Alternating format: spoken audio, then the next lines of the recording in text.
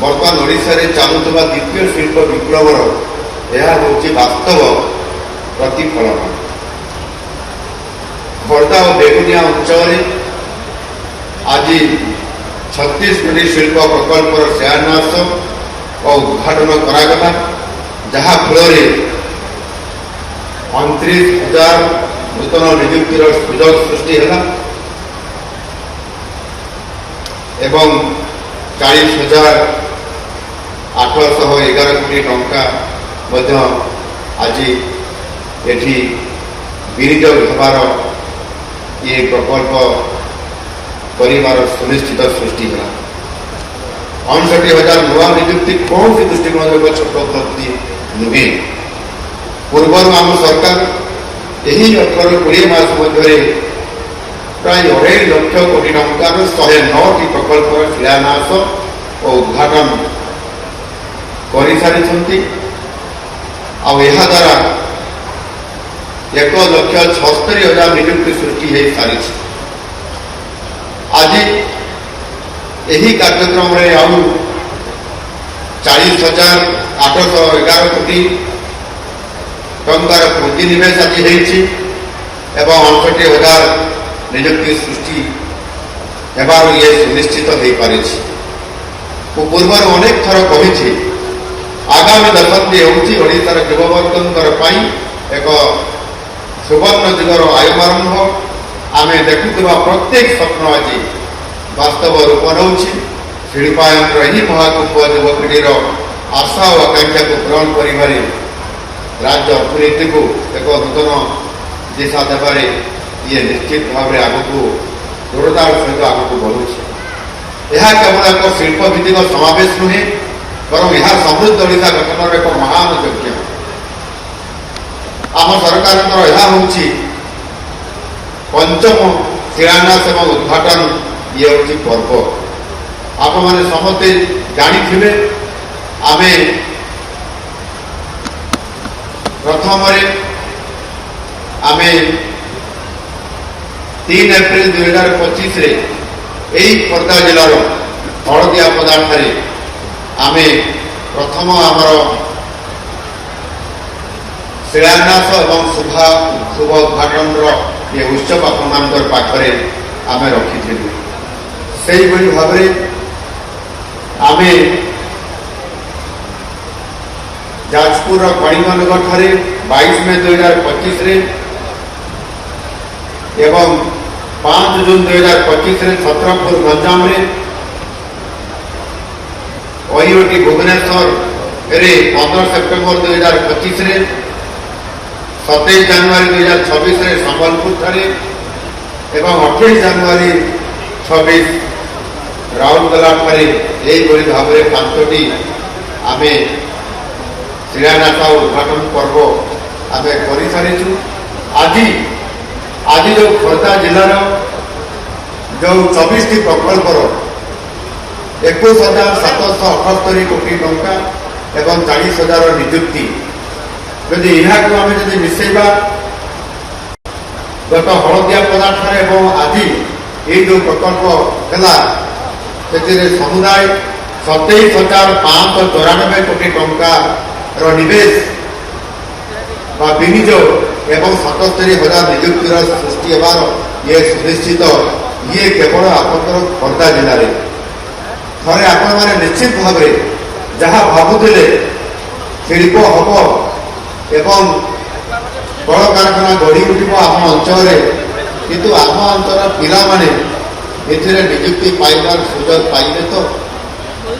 ବାସ୍ତବିକ ଏଭଳି ଭାବରେ ଅନେକ ଆଶା ଆକାଂକ୍ଷା ଭିତରେ ଆପଣମାନେ ମଧ୍ୟ ବହୁ ସମୟରେ ଭାବନ୍ତି ଯେ ଆମ ପିଲାମାନଙ୍କର ଭବିଷ୍ୟତ କ'ଣ ହେବ, ଆମ ପିଲାମାନେ କେମିତି ନିଯୁକ୍ତି ପାଇବେ, ଚାକିରି ପାଇବେ, ଜବ୍ ପାଇବେ ଏବଂ ସେମାନେ ଏ ଶିଳ୍ପ ସହିତ ଓଡ଼ିଶା ସରକାରଙ୍କର ସହିତ ଯୋଡ଼ି ହେବେ।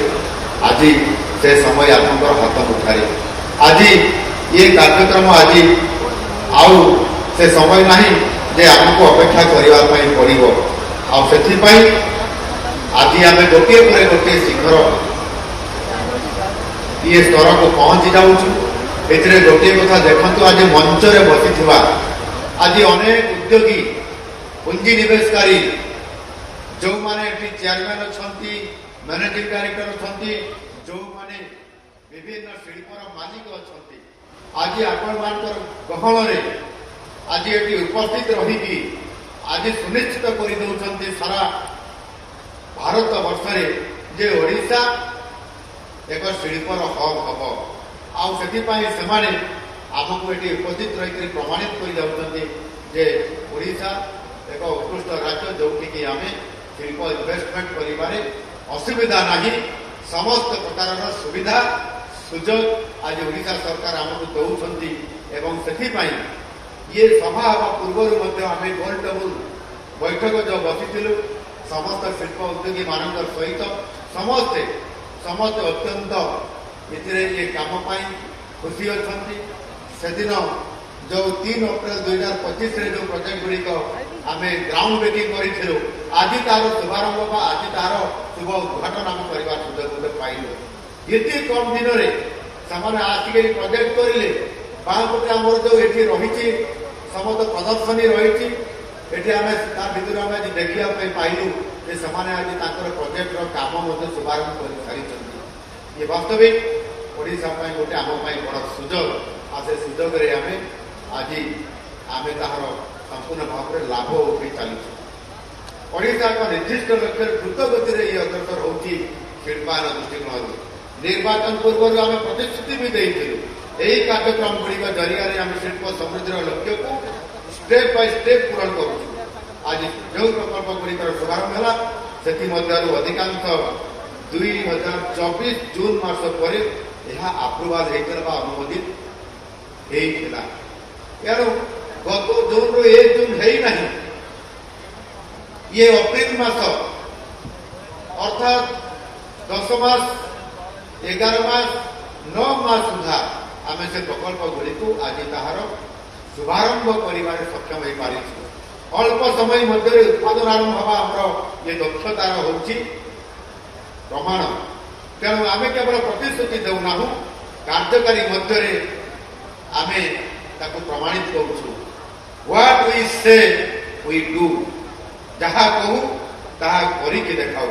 ଏହା ହିଁ ନୂଆ ଓଡ଼ିଶା ଓ ବିକଶିତ ଭାରତର ଇଏ ପରିଚୟ ଏବଂ ଆମର ପ୍ରତିବଦ୍ଧତା। ଆଗାମୀ 2-3 ବର୍ଷରେ ଓଡ଼ିଶା କେବଳ ସମ୍ଭାବନାର ରାଜ୍ୟ ହେଇକରି ଆଉ ରହିନାହିଁ, ବରଂ ଏହା ଏକ ପୂର୍ଣ୍ଣ ସମୃଦ୍ଧି ସମ୍ପନ୍ନ ରାଜ୍ୟ ଭାବେ ବିଶ୍ୱ ଦରବାରରେ ଆଜି ଉଭା ହେଇଛି ଏବଂ ଭାରତ ବର୍ଷରେ ଆମର ଶ୍ରେଷ୍ଠତା ଇନଭେଷ୍ଟମେଣ୍ଟ ଦୃଷ୍ଟିକୋଣରୁ, କାର୍ଯ୍ୟକାରିତା ଦୃଷ୍ଟିକୋଣରୁ ଆଜି ଆମେ ସମ୍ପୂର୍ଣ୍ଣ ଭାବରେ ରେଡି ଟୁ ଇଣ୍ଡଷ୍ଟ୍ରି ଦୃଷ୍ଟିକୋଣରୁ ମଧ୍ୟ ଆଜି ଓଡ଼ିଶା ଭାରତ ବର୍ଷରେ ସ୍ୱତନ୍ତ୍ର ସ୍ଥାନ ହାସଲ କରି ଆମେ ସବୁଠାରୁ ଶୀର୍ଷରେ ଅଛନ୍ତି। ଯଶସ୍ୱୀ ପ୍ରଧାନମନ୍ତ୍ରୀ ଶ୍ରୀ ନରେନ୍ଦ୍ର ମୋଦିଜୀଙ୍କ ଆତ୍ମନିର୍ଭର ଭାରତର ପରିକଳ୍ପନାର ଇଏ ସଫଳ ରୂପାୟନରେ ଓଡ଼ିଶା ଏକ ମୁଖ୍ୟ ଓ ଶକ୍ତିଶାଳୀ ସ୍ତମ୍ଭ ହୋଇସାରିଛି। ପୂର୍ବରୁ ଆମକୁ ଯେଉଁ ସାମଗ୍ରୀ ବିଦେଶରୁ ଆମଦାନୀ କରିବା ପାଇଁ ପଡୁଥିଲା, ସେଗୁଡ଼ିକର ଏବେ ଆମେ ଖୋର୍ଦ୍ଧା ମାଟିରେ ତିଆରି ହେବ। ଏହି ସଫଳତା ଆମ ପାଇଁ ଗର୍ବ ଏବଂ ନିଶ୍ଚିତ ଭାବରେ ଗୌରବର ବିଷୟ। ଓଡ଼ିଶାରେ ନିର୍ମିତ ସାମଗ୍ରୀ ବିଶ୍ୱ ବଜାରକୁ ଯିବ ଏବଂ ଆମ ଶିଳ୍ପ ବ୍ୟବସ୍ଥାକୁ ଆହୁରି ସ୍ୱାବଲମ୍ବୀ କରି ଗଢ଼ି ତୋଳିବାରେ ସହାୟକ ହେବ। Odisha will be A major ପିଲାର ଆତ୍ମନିର୍ଭର ଭାରତ। ଆଜି ଓଡ଼ିଶା ବ୍ୟାପକ ଆକାରରେ ଭିତ୍ତିଭୂମି ନିର୍ମାଣ କରୁଛି। ଚଳିତ ବଜେଟରେ ଭିତ୍ତିଭୂମି ପାଇଁ ଆମ ସରକାର ଲୋକଙ୍କର ସରକାର ଅର୍ଥାତ୍ ଆପଣମାନଙ୍କର ସରକାର। ଆମେ ସବୁଠାରୁ ବଡ଼ ପ୍ରାଧାନ୍ୟ ଦେଇଛୁ ଆମର ଭିତ୍ତିଭୂମି ଉପରେ, ଇନଫ୍ରାଷ୍ଟ୍ରକ୍ଚର ଡେଭଲପମେଣ୍ଟ ଉପରେ। ସେଥିପାଇଁ କ୍ୟାପିଟାଲ ଏକ୍ସପେଣ୍ଡିଚରକୁ ମଧ୍ୟ ଆମେ ବୃଦ୍ଧି କରିଛନ୍ତି ଏବଂ 72,000 କୋଟିରୁ ଅଧିକ ଟଙ୍କାର ଆମେ ପୁଞ୍ଜି ନିବେଶ କରୁଛୁ ଏବଂ ଭିତ୍ତିଭୂମି ନିର୍ମାଣ କରୁଛୁ, ଯେଉଁଥିରେ କି ଆଜି ଯେଉଁଠି ଶିଳ୍ପ ହେବା ପାଇଁ ଯାଉଛି, ଆଜି ଯେଉଁଠି ବ୍ୟବସାୟ ହେବା ପାଇଁ ଯାଉଛି, ଆଜି ଆମେ ଯେଉଁଠି ପୋର୍ଟ ଟ୍ରାନ୍ସପୋର୍ଟେସନ କରିବା ପାଇଁ ଯାଉଛୁ, ତାହାର କମ୍ୟୁନିକେସନ ସହିତ ସମସ୍ତ ଭିତ୍ତିଭୂମିକୁ ସୁଦୃଢ଼ କରିବା ପାଇଁ ଆଜି ଭାରତ ବର୍ଷରେ ସବୁଠାରୁ ଅଧିକ ଅର୍ଥାତ୍ ଆମ ରାଜ୍ୟ ଜିଡିପିର ପ୍ରାୟ 6.5% ଏହା ଭିତ୍ତିଭୂମି ନିର୍ମାଣ ହେବା ସହିତ ଆଜି ରୋଜଗାର ମଧ୍ୟ ସୃଷ୍ଟି କରିବାରେ ଏକ ଶ୍ରେଷ୍ଠତା ପ୍ରତିପାଦନ କରିବା ପାଇଁ ଯାଉଛି ଆମ ଓଡ଼ିଶା। ଆଉ ଆଜି ଆପଣମାନଙ୍କର ଆଶୀର୍ବାଦରେ, ଆପଣମାନଙ୍କ ନେତୃତ୍ୱରେ ହିଁ ଯେଉଁ ସରକାର ପ୍ରତିଶ୍ରୁତି ଦେଇଥିଲେ, ଆଜି ତାହା ସୁନିଶ୍ଚିତ କରିବା ପାଇଁ ଯାଉଛି।